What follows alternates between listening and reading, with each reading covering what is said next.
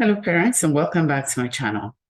Today, I'm talking about, first, I thought I was done with the categorization. And I want to make it clear that the categorization that I'm doing of children is not to label them, um, but to help us, understand the psychology of where each of those children are and or each of those categories of children are and their thinking so that we can equip ourselves as parents to meet them where they are, because that's one of the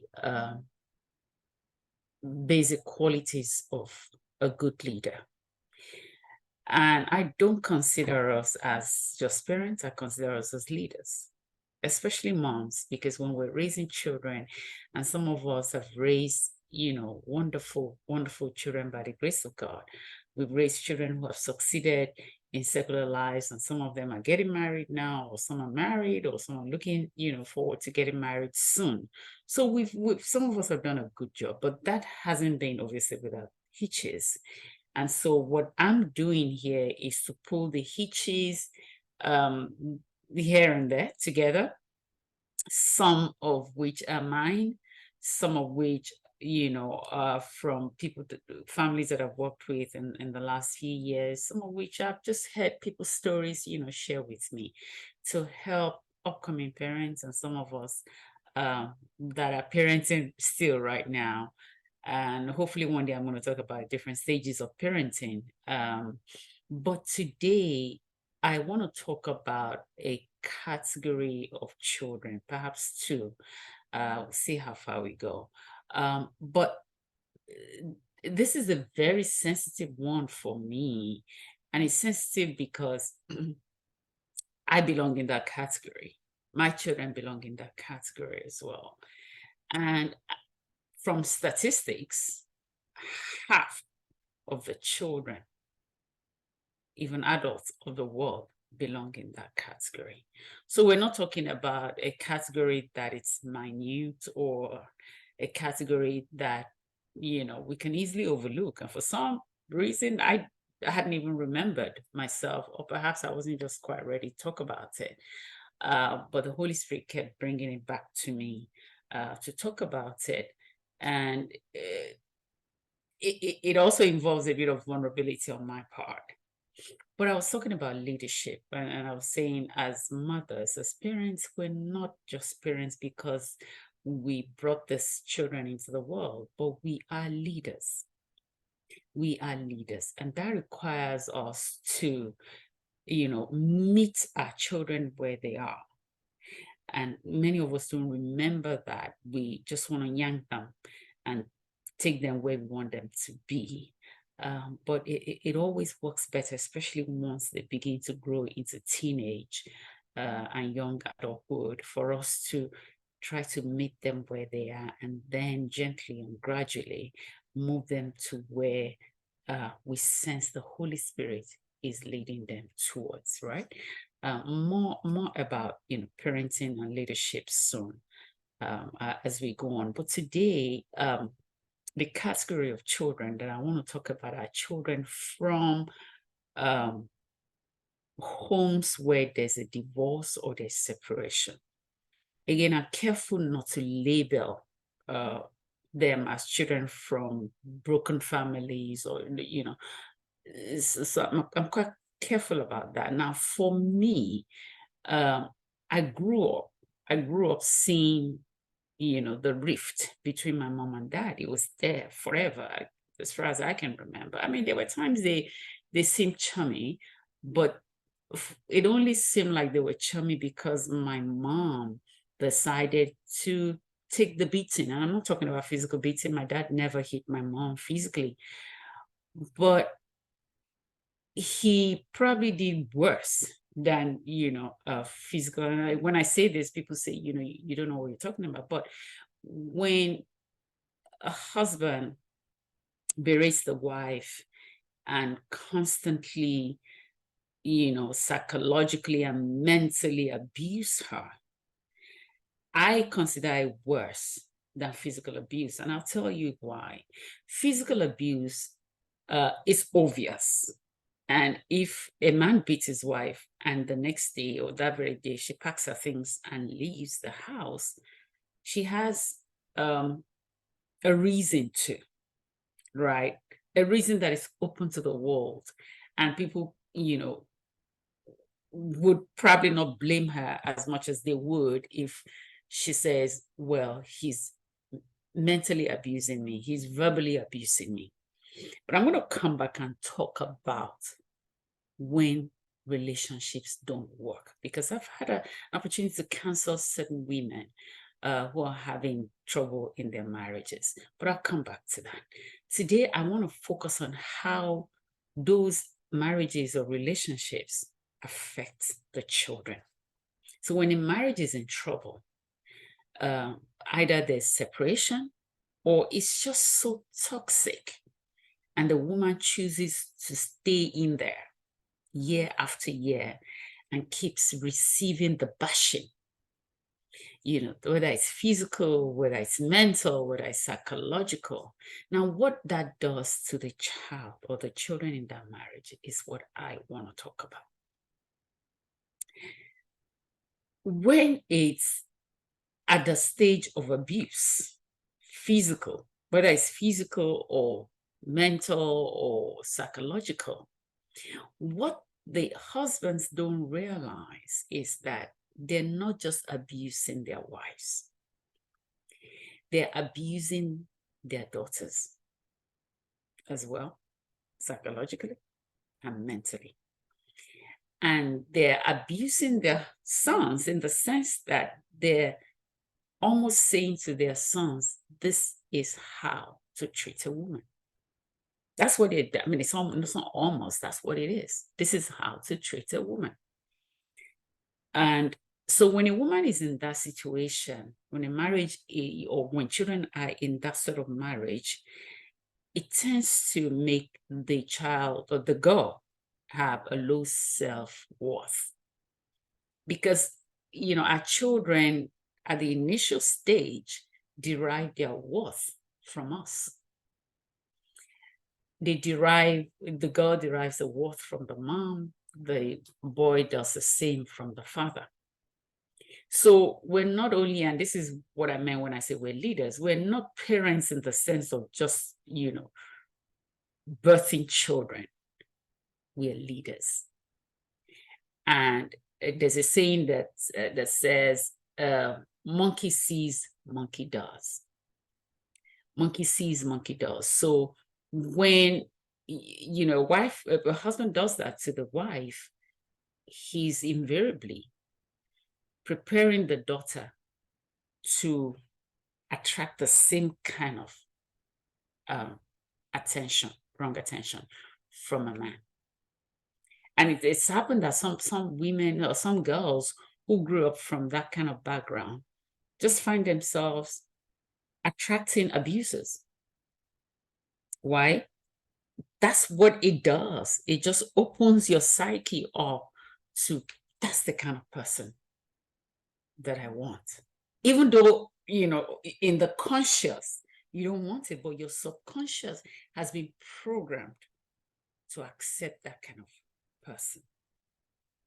And that's in the later years. But in the early years, such girls, and I may do a second part to this, but such girls can be open to sexual abuse because they're seeking attention from men outside. Because usually when that is going on the inside, they're not getting enough attention, either from the dad or from the mom, because the mom is battered mentally. The mom has a low self-esteem. She's worried about herself, or she could even be angry. And she could transfer that aggression, that anger to her children, not because she doesn't love them, but she's just dealing with a lot. And so when that is going on in the family, what I advise the woman to do is leave. I'm going to come back and talk about that. Is there something wrong with leaving? No. Leave. Whether it's physical abuse, whether it's mental abuse, whether it's psychological abuse, leave. Because what you're doing is or you're allowing to happen is not just taking the beating on your person, but allowing that beating, whether it's physical or mental or psychological, on your own children. I got that beating. Yeah, I said to you that I'm in that category as well. I saw how my dad berated my mom constantly, like almost on a bed. I mean, she literally worshipped him. And that was never enough. He left her eventually. After so many years, he literally destroyed her person. And that affected us. And I don't have time to get into how that affected me, but let me tell you the very important way it affected me and affected some of my other siblings. We went and replicated the same thing. You know, when the Bible talks about curses, that's a curse. That's how curses transcend one generation to another generation. And the only way you break that curse is by refusing it, is by leaving to say, no, this is not going to happen. I'm not going to let this go down anymore. It's going to stop right here. And when you do that, you're not only protecting yourself, you're protecting your children, you're protecting your psyche. Now, I could go into many reasons why women don't leave. And one of the big reasons is financial independence or lack of it. But I don't even think in it today that's a big thing than it is for many of us as Christians. We're told in church, I was told in church, God hates divorce.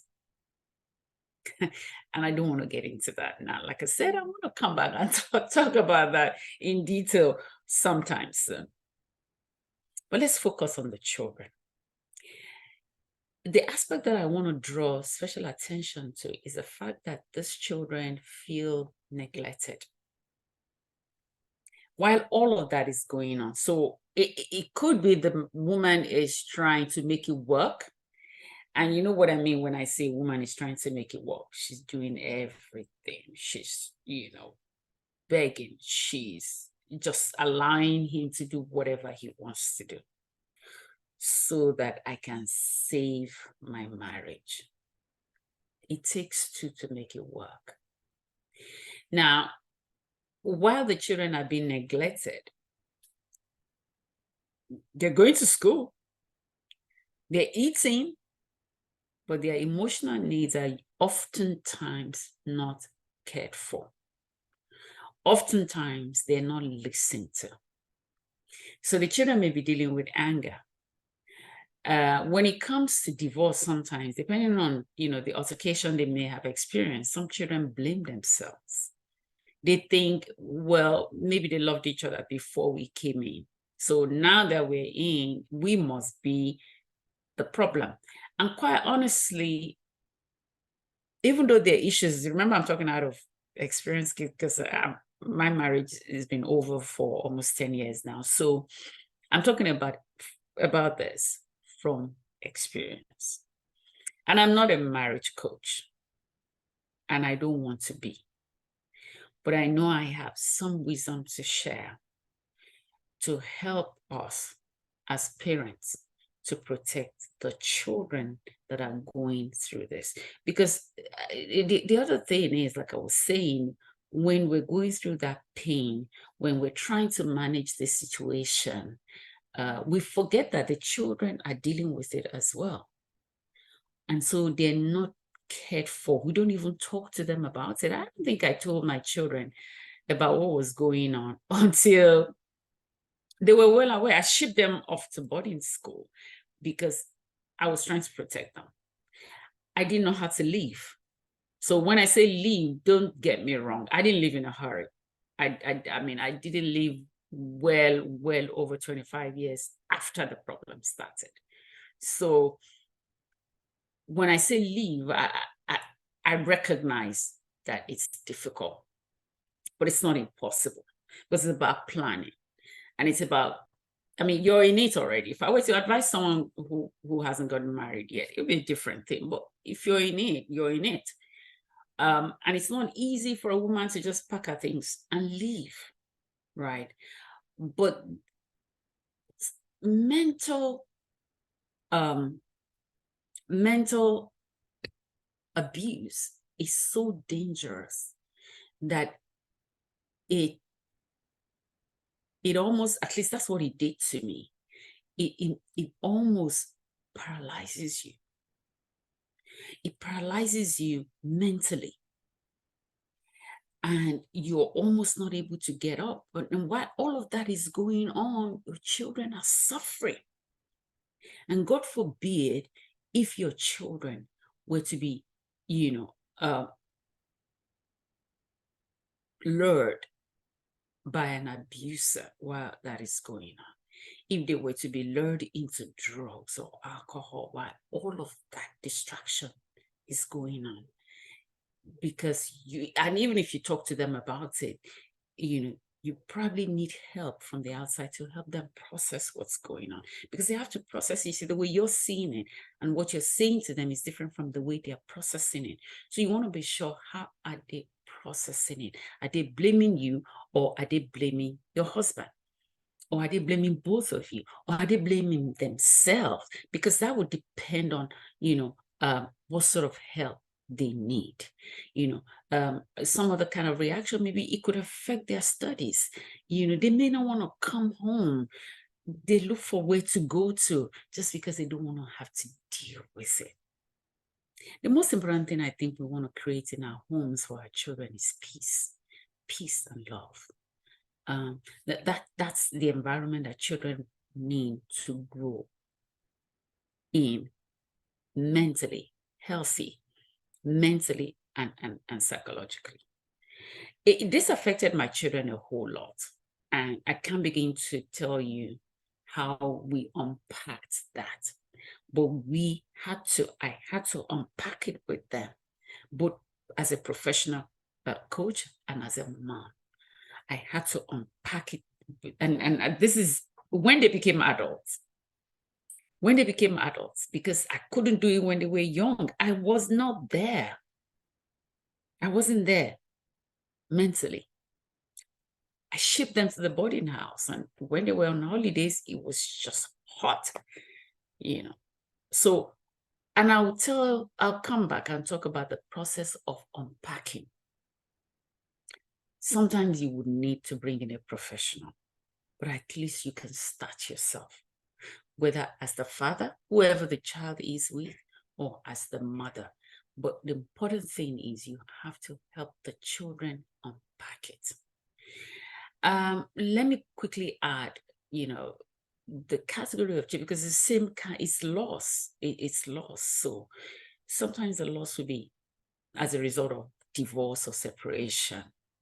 Sometimes it would be death in the family. The children's interest must not be relegated to the background, because they are suffering the loss. So they may have a different way of acting it out. Some can withdraw. Some can be very angry. Some can act as if they don't care. In other words, they're watching TV from morning till night. They have their headphones on and playing games. And I've seen parents, or I've heard of parents who got annoyed with them, and they can't you even think? Can't you see what just happened? You're not even thinking. You're not even feeling it. That would be the last thing you want to say to your child. The fact that they're not crying, the fact that they're not melancholic, does not mean that they didn't suffer the loss. It just means that they're processing it differently. And you want to respect their process. You want to respect how, they see it, or how they're processing it. For some of them, it may take them years for the loss to dawn on them. It could take them a couple of years, and they're by themselves one day, maybe as a teenager or even an adult, and they burst into tears.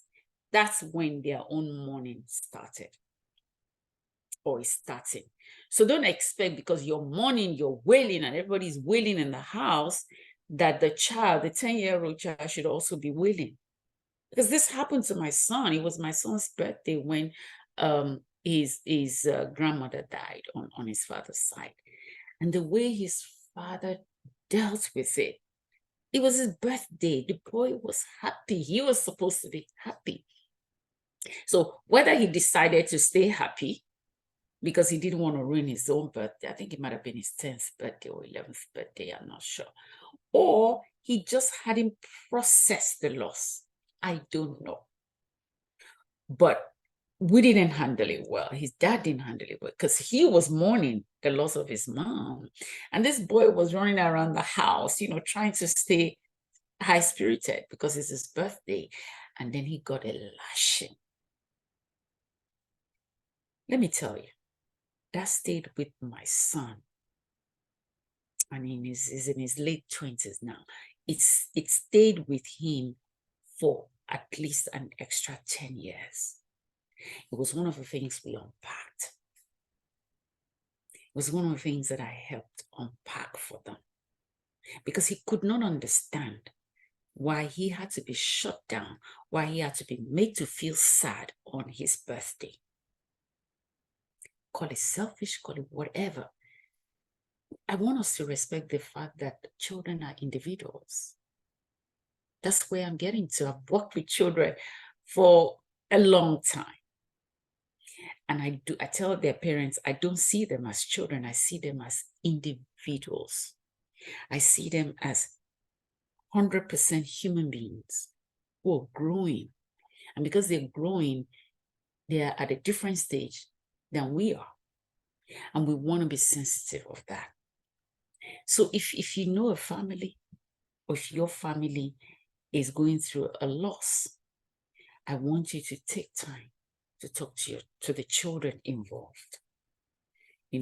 Don't lose sight of what they are going through. They may express it differently from you, right? But they're going through it. Trust me, they're going through it. They just process things a little slower than we do, especially emotional things, like that. I think I want to stop here. If more come to me on this subject, I'll come back and talk about it. Otherwise, I'll start another series, and this time around, it may actually be targeted towards young people. So stay tuned and please share and subscribe. Thanks for joining me today. God bless. Bye now.